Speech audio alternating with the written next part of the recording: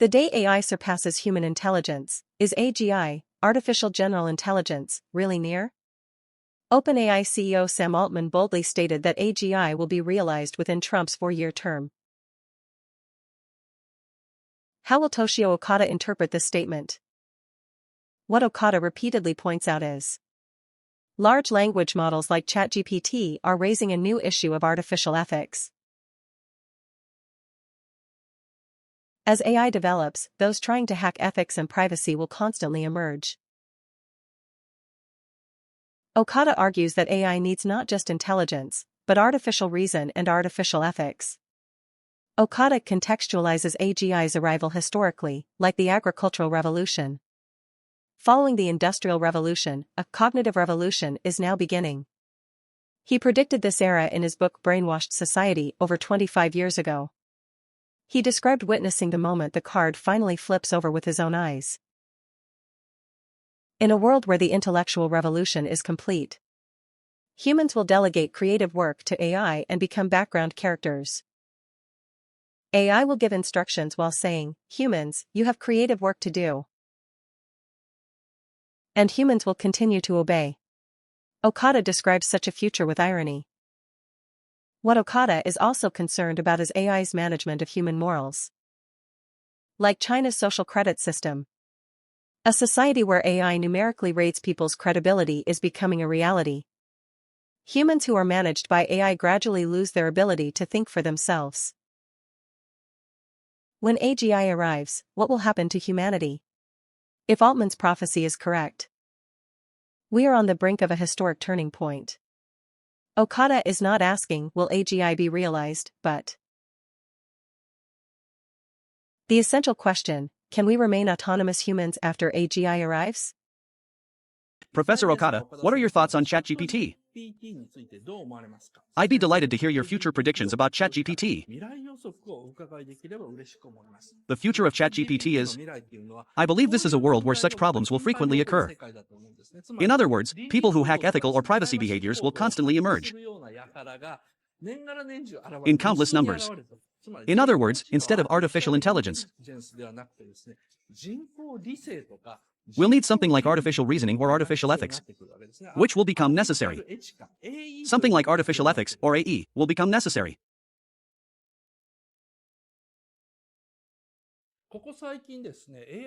Recently, there have been many videos answering AI-related questions. And this is another one of those videos. In fact, just assume all my videos this September are like this. Today's theme is how will ChatGPT change the future? I was the first to use the term ChatGPT, though I mistakenly said ChatGTP at first.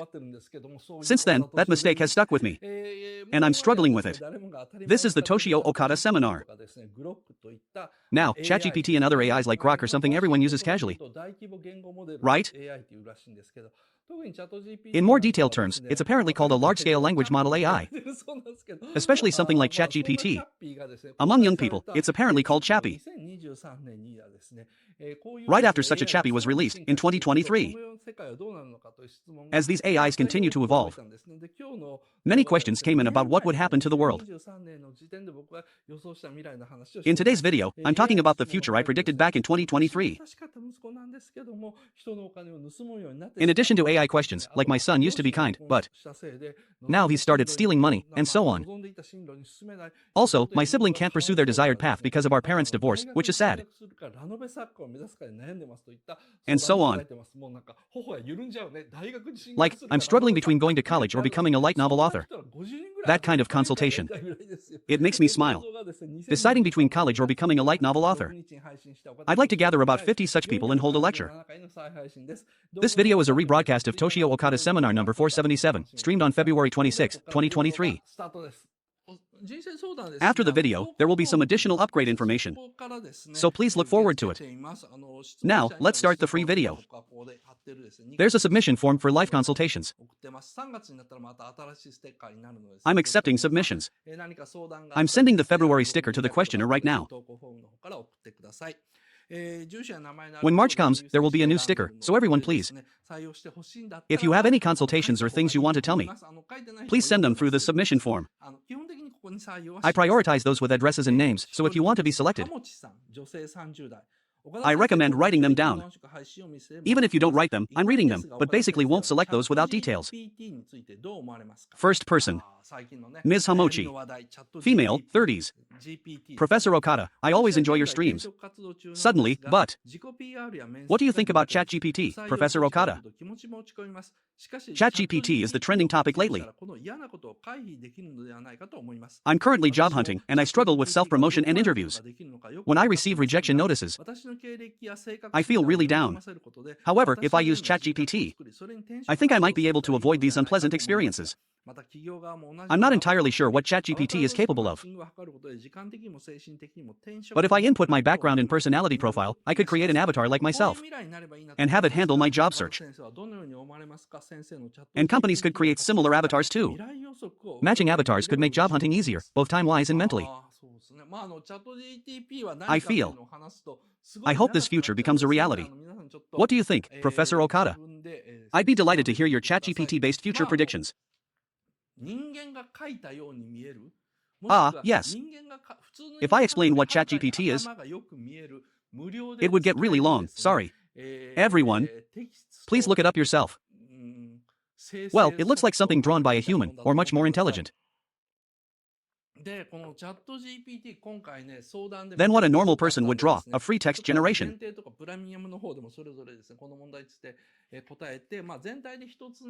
Think of it like a successful software. This ChatGPT consultation was incredibly numerous this time. It varies for limited and premium users. To answer this question and create a cohesive overall perspective, I'm thinking of trying to answer that. Rather than me directly stating what kind of future it will be, I want to talk about a sci-fi novel from 1946. A short story written almost 80 years ago.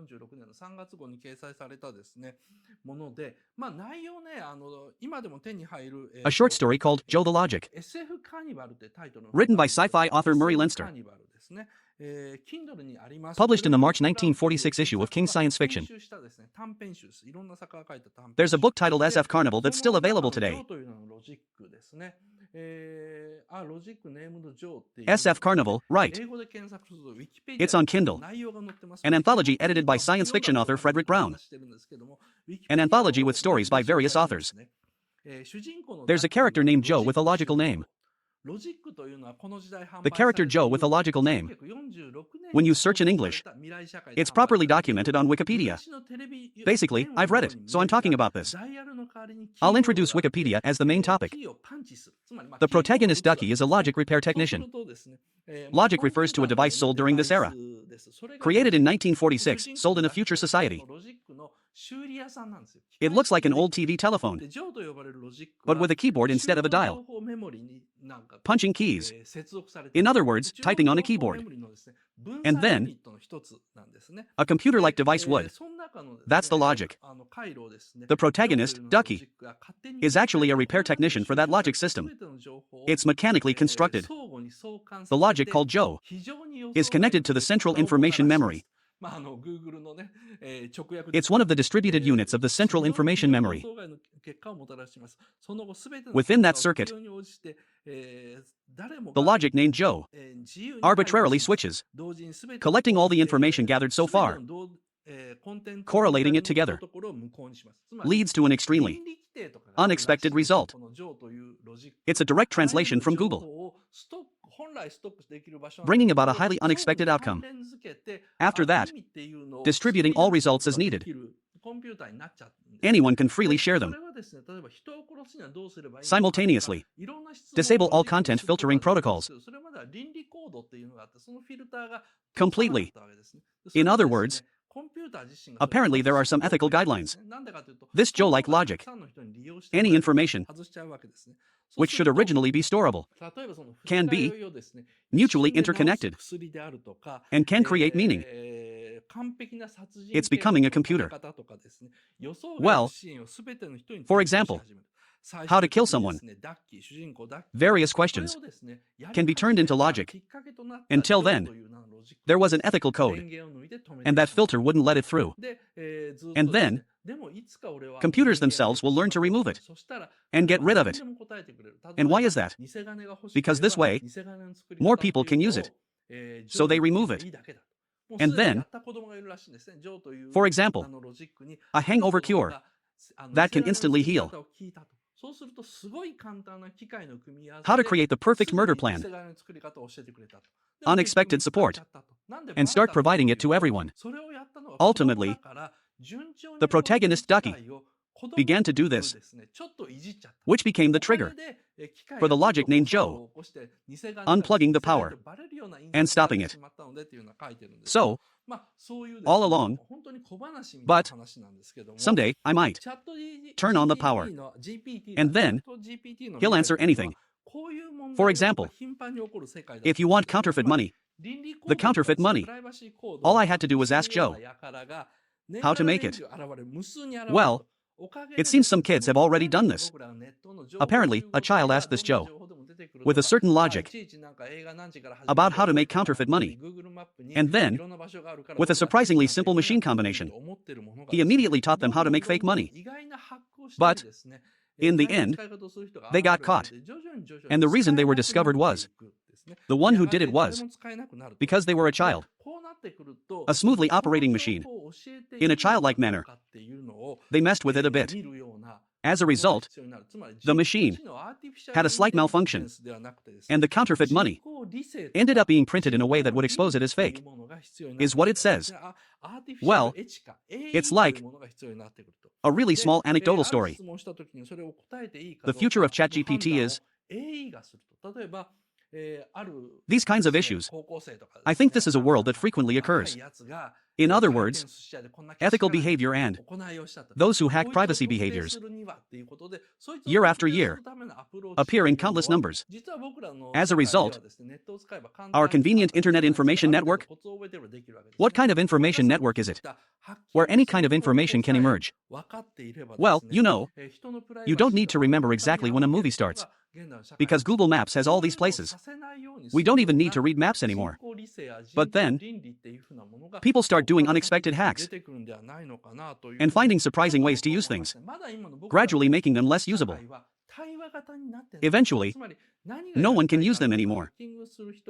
When it comes to this point, I wonder if I should share this information. We'll need something to look at. In other words, artificial intelligence.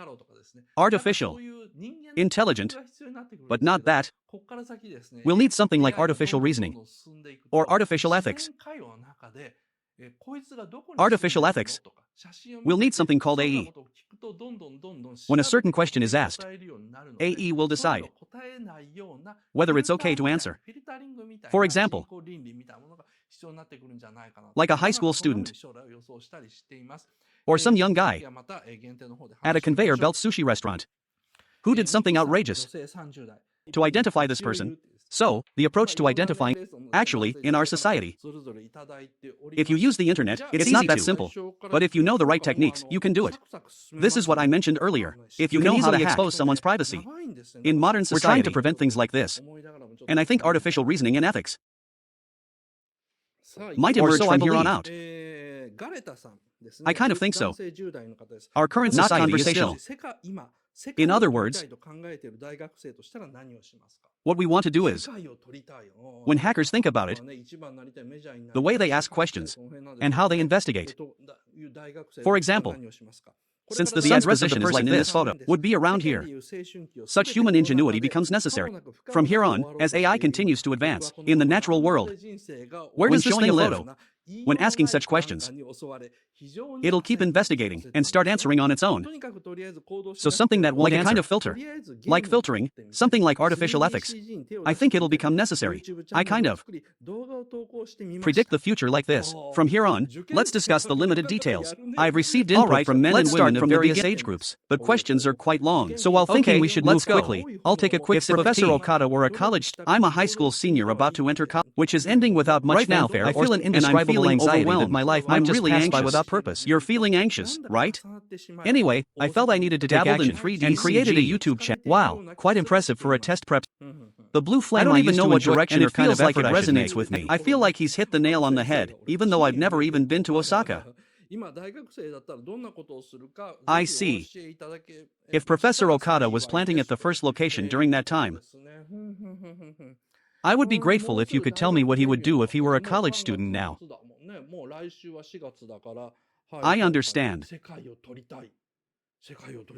You're about to start college, and it's already the end of March.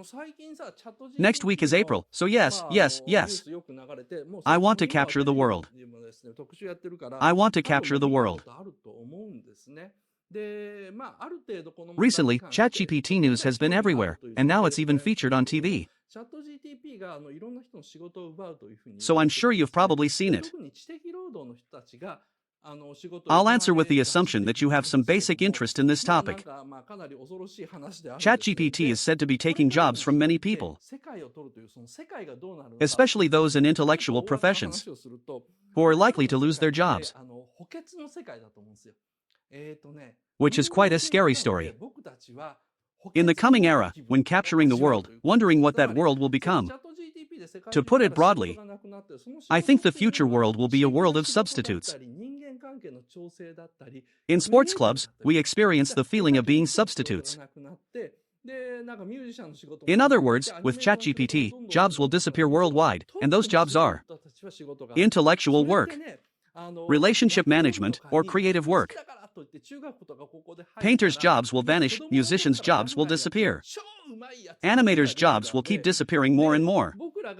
Of course, top-tier talents will still have work. Like, if you join a baseball club in middle or high school just because you like baseball.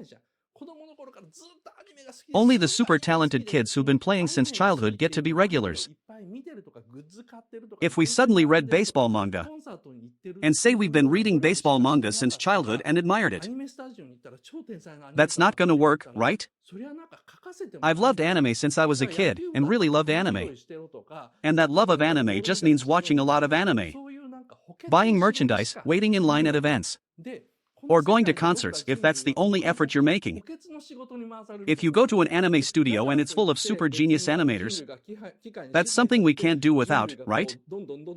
Like, if you're in the baseball club, you'd be picking up balls. Or if you're in the soccer club, polishing balls, basically just backup work. And in this world, we humans, from here on, backup work. I think we'll be assigned to those kinds of tasks. That doesn't mean machines will dominate humans, or that humans will be gradually killed off. It's not that kind of dystopia, but more like a soft, mild dystopian utopia. In other words, you're not really that useful, so the machine asked me, don't work. Please don't work. Humans have creative work, so hee. Being told by AI, thinking damn. I'm writing a somewhat poor novel. I wrote a poor novel and showed it to GDP.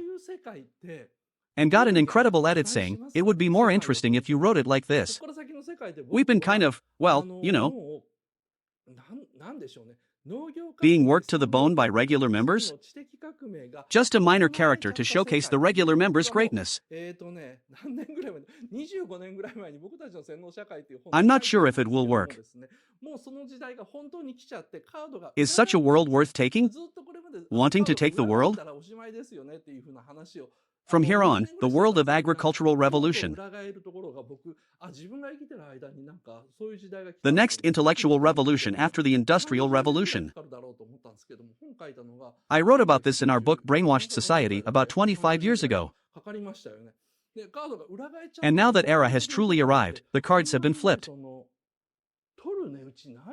When the cards are flipped, it's all over, as I've been saying, for about 20 years, and finally the moment of flipping has come.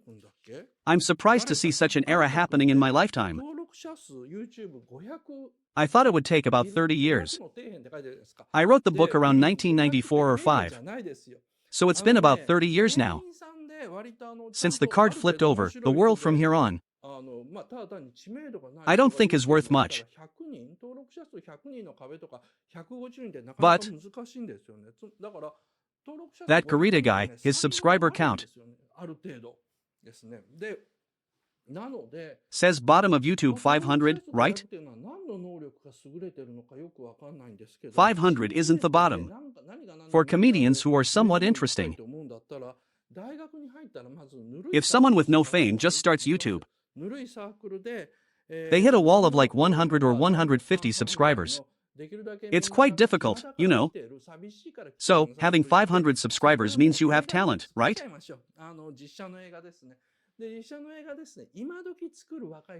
So, with 500 subscribers, I'm not sure what specific ability is outstanding. I don't really understand. If you're rooted in place and really want to go up to the top in a major field, once you enter university, I think it's best to find a laid-back club. In a laid-back club with plenty of girls, or about half and half, where everyone is free and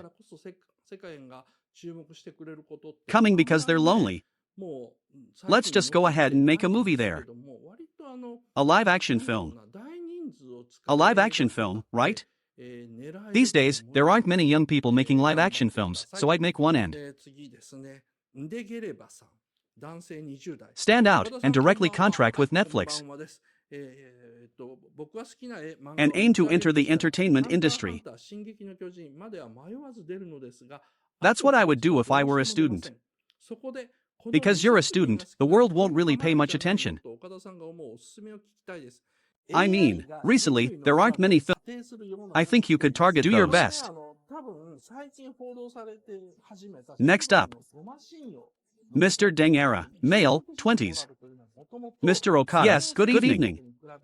If I were to name 3 manga, Attack on Titan, but I can't decide on the third one.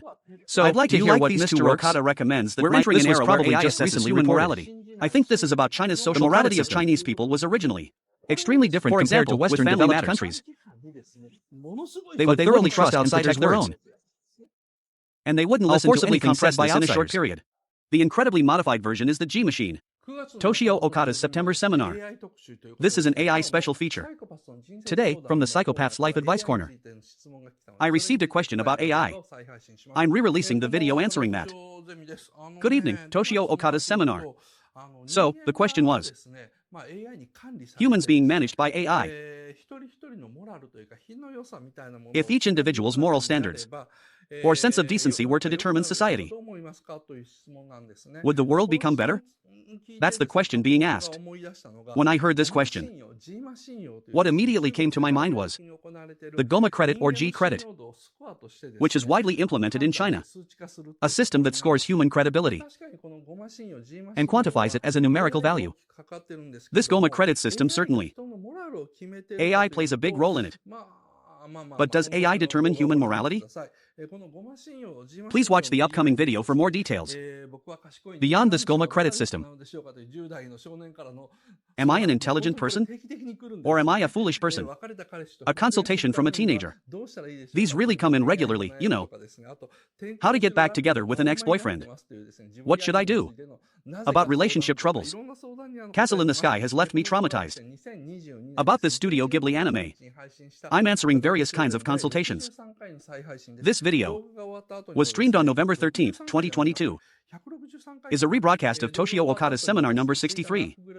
Even after the video ends. This is a rebroadcast of number 63. This is the 163rd episode, not the 63rd. Even after the video ends. There will be additional upgrade information, so stay tuned. Now, let's start the free video. Let's go through the consultation lineup. The free consultation lineup is 7 items. Let's go as far as we can. It's written in a rush. I'll proceed like this. First of all, from last week, about idiots and ignorance, opinions and impressions. Since there were many targets, let's proceed from there. Mr. Saito, male in his teens. Teenager. Male, third-year middle school student. Good at studying. Struggles with logical organization. Fools are overconfident. Overconfident about themselves. I often hear that wise people are cautious. I think the same. Fools don't think they're foolish. Wise people don't think they're wise. Or you could say they consider everyone equally intelligent. However, with this theory, it's impossible to determine if I'm foolish or wise. Because I don't think I'm foolish. I don't think I'm intellectually stupid. But I believe there are always people better than me. That's a good attitude. If you read the first half of this sentence, it would mean I'm an idiot. But reading the second half, I think it suggests I'm smart. The fact that I can't even organize these thoughts might mean I'm actually stupid. What do you think, Mr. Okada? About this kind of issue again? I'd like to hear about organizing your thoughts. So you're saying, a middle school third-year boy, right? The answer is simple, you see. Unknowable. Unknowable. What does unknowable mean? The im in impossible. The im of impossible. The im in impossible. Intelligence, written as knowledge of knowledge. That you cannot know. Is something like this? It seems like something you'd never be able to understand. The problem with people who are somewhat intelligent is they can't tolerate not knowing something. Ordinary people, basically. Because not knowing is so normal. Don't think too deeply about it. If I were to put it bluntly, let's consider the thought process of an idiot. Then, a somewhat intelligent person. When they don't understand something, they forget about it. Because they can't escape. They end up thinking about what they don't understand. Thinking about what they don't understand is the way of a somewhat intelligent person. However, no matter how much they think, most problems are ultimately unknowable. I can't understand. It's natural that I can't comprehend. This is where it starts. It becomes a matter of mental strength, not intelligence. It's about how much you can tolerate not knowing.